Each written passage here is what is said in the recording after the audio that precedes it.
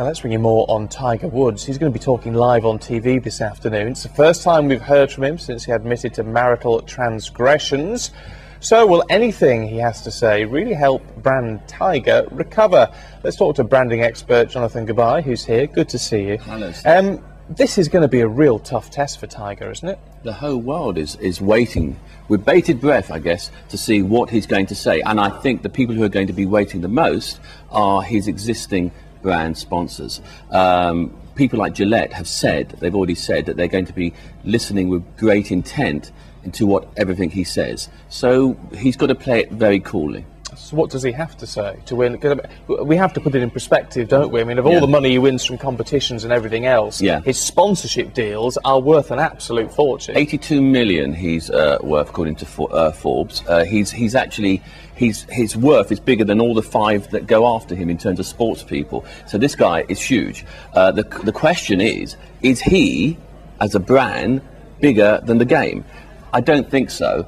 It would be very interesting to see how he does all this sort of idea in terms of how he responds. Now, what everyone is saying is that it's a very odd kind of press conference because there's no one there. So it's a bit like a Greek chorus sort of idea because his friends will be there, but that's it. We've got to see how he acts.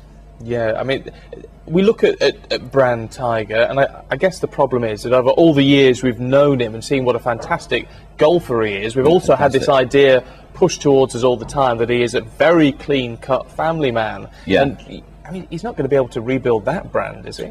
Okay, look, a lot of people on Sky News have been talking about this as well, and a lot of people are saying, you know, it's going to work, all the brands will come back. Excuse me. My view on it is certain brands will come back. It's going to be whether it's going to be to their taste. Some brands, I mean, in terms of Accenture, I mean, he's really cocked a snoot to these people by actually making this announcement, this press conference, whilst their sponsored tournaments going on, and that makes it a bit. I mean, it's a bit ridiculous from that point of view. However, we've got to see which brands are going to say, okay, this is still for us. What about new brands? I mean, could it be a case of getting rid of the old sponsors and perhaps rebranding himself as a bit of a bad boy? Yeah, who knows? I mean, what's really interesting is that his wife was pictured this week wearing Nike.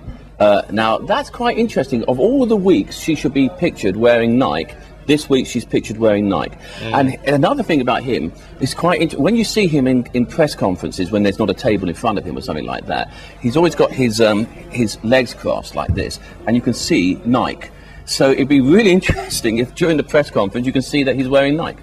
What about the public take in all of this? Because, of course, any branding like that and any sponsorship deal is all about, you know, getting the public to take a further interest. Yeah. Particularly stateside. Do you think the public will warm to him again? I think that he's lost a lot of the public, but I don't think that he's lost all the public. As I say, it's going to be now repositioning. That's what it's about. Fascinating stuff, Jonathan. Good to talk to you. Always Thank you. Thank you.